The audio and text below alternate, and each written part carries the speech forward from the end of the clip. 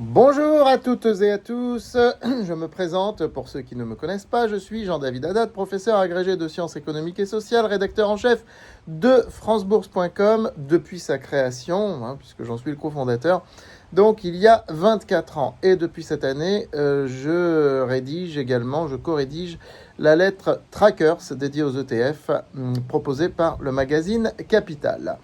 Voilà, et surtout, je viens de publier ce nouveau livre, L'investisseur gagnant. C'est le premier livre au monde, je dis bien le premier au monde, qui utilise la sociologie. Je ne parle pas de la psychologie sociale, je ne parle pas de la psychologie des traders, je ne parle pas de ce genre de choses. Je parle de la sociologie pour analyser les marchés boursiers et surtout pour investir sur les marchés boursiers. L'investisseur gagnant, ce n'est pas un livre universitaire pour les universitaires qui veulent faire une analyse sociologique de la bourse. Non, ce sont des méthodes concrètes qui utilisent la sociologie pour gagner en bourse. Vous avez de nombreuses fiches outils, vous voyez, comme celle-ci, par exemple. Voilà une fiche outil. Fiche outil détecter une réaction algorithmique en cours. Donc ce genre de choses, puisqu'on parle des algorithmes, les algorithmes, il faut bien voir qu'ils sont programmés par des gens et que les gens en question donc sont animés par un certain nombre d'idées, et ces idées, ils les tiennent du milieu social où ils ont évolué, de la formation qu'ils ont reçue. Tout ça est à prendre en compte. Comment les gérants de fonds réagissent? Pourquoi est-ce que le luxe, par exemple, était à la mode il y a quelques années, mais même encore l'année dernière, enfin pas l'année dernière, pas en 2024, mais jusqu'en 2023, on va dire, avec des PER phénoménaux, 35, 40, et pourquoi aujourd'hui le luxe a été complètement rétrogradé? Les entreprises du luxe ne vont pas moins bien qu'hier, c'est juste que les gérants les ont rétrogradées.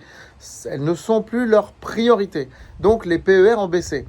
Le PER, le fameux PER que tout le monde connaît, qui consiste à diviser la capitalisation boursière par les bénéfices. On vous dit le PER il est élevé ou il est faible. Mais dans l'absolu, ça ne veut rien dire. Ce qui compte, c'est de bien comprendre que le PER est un indicateur du rang social d'une action. Plus l'action est désirable, donc par les gérants ou même par les particuliers, plus elle est élevée dans la hiérarchie sociale et plus son PER sera élevé. Et ça fluctue au cours du temps. C'est comme les normes et les valeurs, c'est exactement pareil. On fait de la sociologie là. Vous prenez les normes et les valeurs. Il y a des publicités, je montre à mes élèves, des publicités des années 50 qui montraient une femme donnant de la bière à son enfant. Ça n'avait rien de choquant. Ou prenant de la bière elle-même pour se nourrir afin de pouvoir allaiter son enfant. Ça n'avait rien de choquant. Aujourd'hui, ce serait complètement censuré. Donc les normes et les valeurs évoluent. Ce qui est normal, ce qui est moral, ça change, ça évolue. C'est pour ça qu'il n'y a pas de moralité dans l'absolu.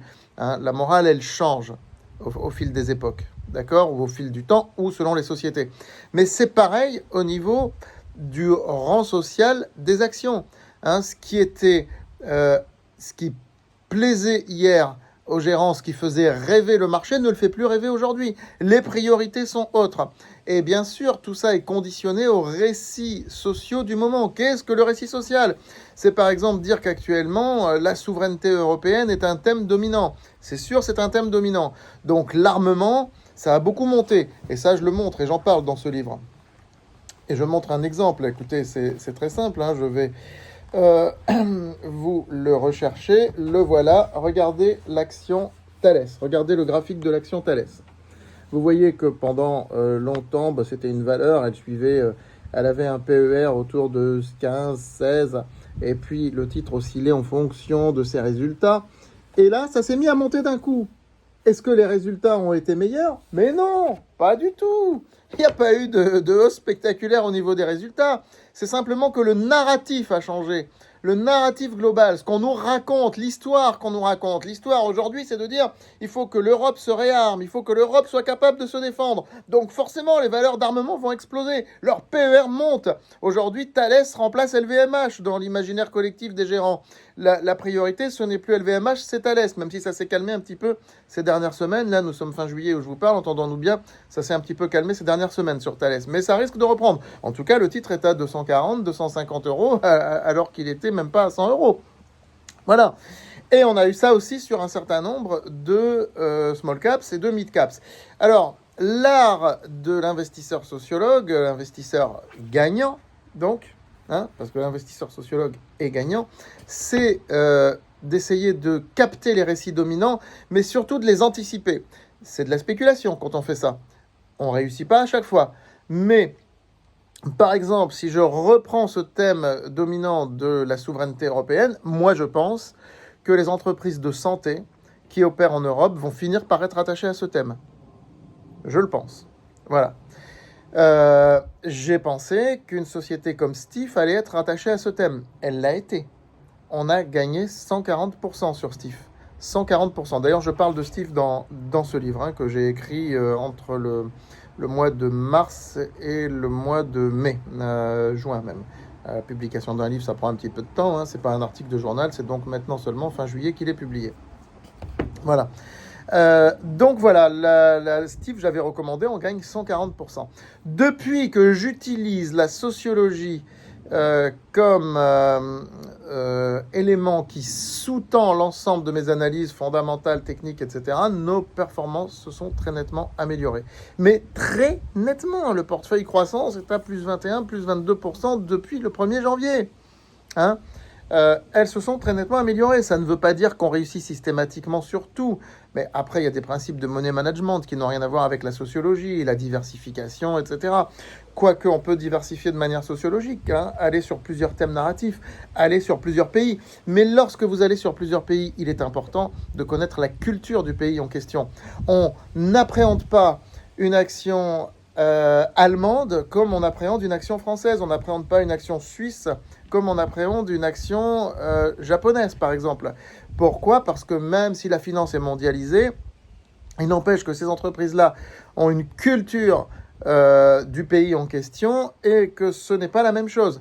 Donc je parle pas mal aussi des cultures par pays. Et alors là, c'est une mine d'or pour celles et ceux qui veulent investir sur des ETF